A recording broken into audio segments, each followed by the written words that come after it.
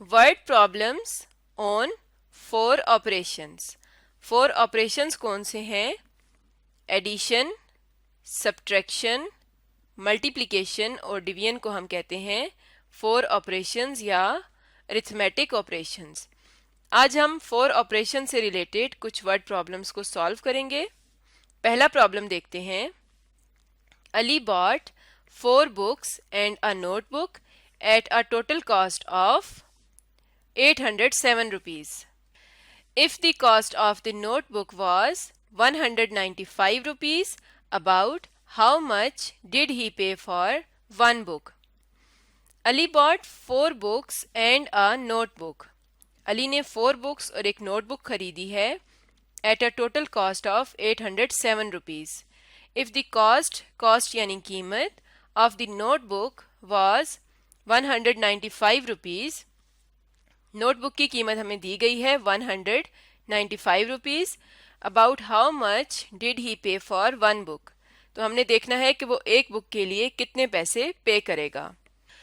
About यहाँ पर आया है तो इसका मतलब है कि हमने इस प्रॉब्लम को एस्टिमेशन से सॉल्व करना है, यानी हमने देखना है कि एक बुक के लिए उसने तकरीबन कितने पैसे पे किए। एस्टिमेशन के लिए यहाँ पर मौजूद नंबर्स को हम राउंड करेंगे, राउंड ऑफ। तो पहले हम लिखते हैं टोटल कॉस्ट। टोटल कॉस्ट है 807 रुपीज़। तो इसको हमने राउंड ऑफ करना है नियरेस्ट 100 पे।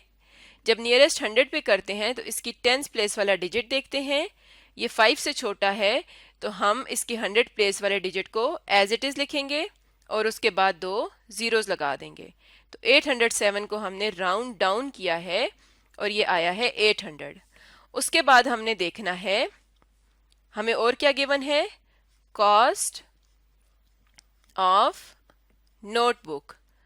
तो नोटबुक की कॉस्ट हमें कितनी दी गई है, 195 रुपीज़। अब इसको हम जब राउंड ऑफ करेंगे तो इसकी टेंस प्लेस पर 9 है, ये 5 से बड़ा है, तो इसको राउंड ऑफ करते वक्त इसकी 100 प्लेस वाले डिजिट में 1 ऐड हो जाएगा, तो ये आ जाएगा 200। 195 को राउंड अप किया 200। अब हम एक चार्ट बनाकर अपने प्रॉब्लम को समझ लेते हैं।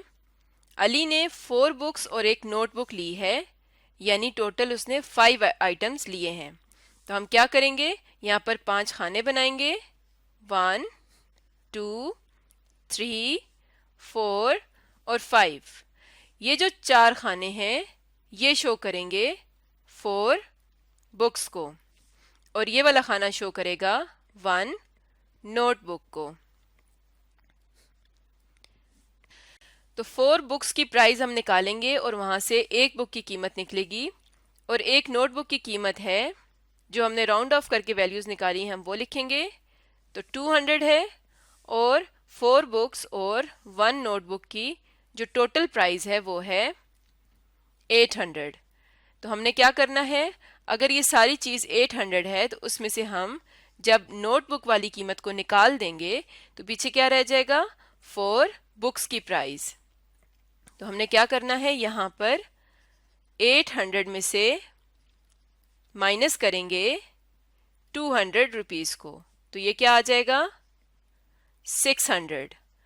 अब ये जो 600 है ये प्राइस है 4 बुक्स की, यानी यहाँ पर मैं लिख सकती हूँ 600 रुपीज़। अब हमने क्या करना है, हमें एक बुक की कीमत चाहिए। तो हमने क्या करना है, यहाँ पर है 1 2 3 4 बुक्स और इनकी टोटल प्राइस है 600। तो एक बुक के लिए क्या करेंगे, 600 को डिवाइड करेंगे 4 से। तो यहाँ पर हम लिखेंगे प्राइस ऑफ 4 बुक्स कितनी है, 600। तो नीचे हम लिखेंगे प्राइस ऑफ 1 बुक। तो एक बुक की प्राइस कैसे आ जाएगी, 600 को हम डिवाइड कर देंगे 4 पे। तो 600 को जब 4 से डिवाइड करेंगे तो क्या आ जाएगा, यहाँ पर डिवाइड करते हैं 600, 4 1s are 4, 6 माइनस 4 2, 0 नीचे आएगा तो 4 5 जार 20, 0 और ये वाला 0 नीचे आएगा तो ये आ जाएगा 150। तो हमारा आंसर क्या आया? 150 रुपीज़। तो ये जो कीमत आई है एक बुक की, ये कीमत उस असल कीमत के करीब है क्योंकि हमने एस्टिमेटेड वैल्यू निकाली है। तो यहाँ पर हम अपना आंसर लिखेंगे। हम लिखेंगे 1 बुक कॉस्ट अबाउट इसलिए कि ये कीमत एग्जैक्ट नहीं है, असल कीमत के क्लोज है। 1 बुक कॉस्ट अबाउट 150 रुपीज़। तो एक बुक तकरीबन 150 रुपीज़ में आएगी।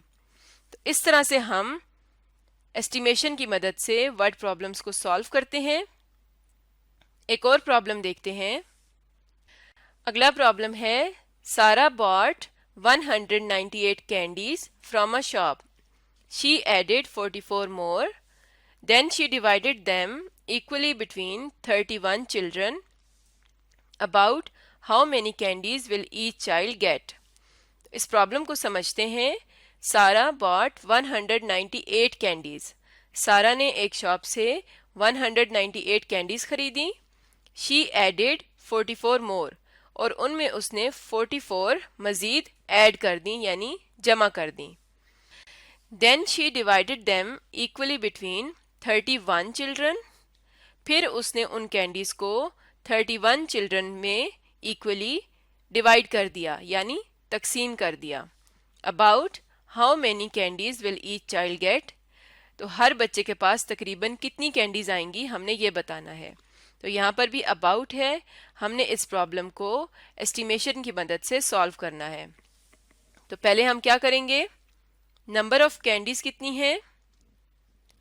नंबर ऑफ कैंडीज ये हमें दी गई हैं 198। तो इसको जब हम राउंड ऑफ करेंगे नियरेस्ट 100 पे, तो इसकी 10th प्लेस वाला डिजिट 5 से बड़ा है तो ये आ जाएगा 200। उसके बाद उसने ऐड की हैं 44 मोर। तो यहाँ पर हम लिखेंगे मोर कैंडीज। तो ये हैं 44 और इसको जब हम राउंड ऑफ करेंगे, अब यहाँ पर है 1s प्लेस और 10s प्लेस। तो इसे नियरेस्ट 10 पे अगर राउंड करें तो 1s प्लेस वाला डिजिट 5 से छोटा है तो ये आ जाएगा 40। अब हम लिखते हैं number of children. Number of children वो कितने हैं? 31। इसको जब राउंड ऑफ करेंगे तो 1s प्लेस वाला डिजिट 5 से छोटा है तो ये आ जाएगा 30। तो अब ये हमारे पास नंबर्स आ गए हैं जो हमने राउंड ऑफ कर लिए हैं।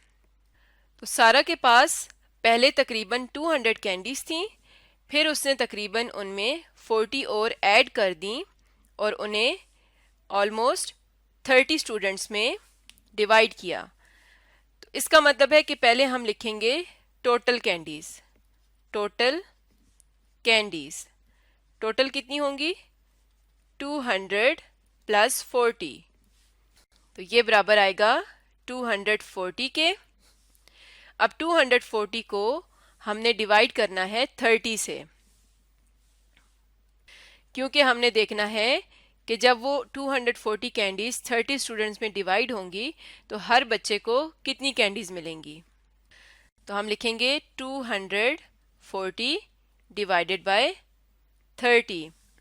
अब यहाँ पर हम डिवीजन कर रहे हैं और हम देख सकते हैं कि 240 के साथ भी एक ज़ीरो है और 30 के साथ भी एक ज़ीरो है। तो इसे हम डायरेक्ट ये भी लिख सकते हैं 24/3, यानी दोनों का एक एक ज़ीरो हमने कैंसिल कर दिया। अब 24 को 3 से डिवाइड करना आसान है।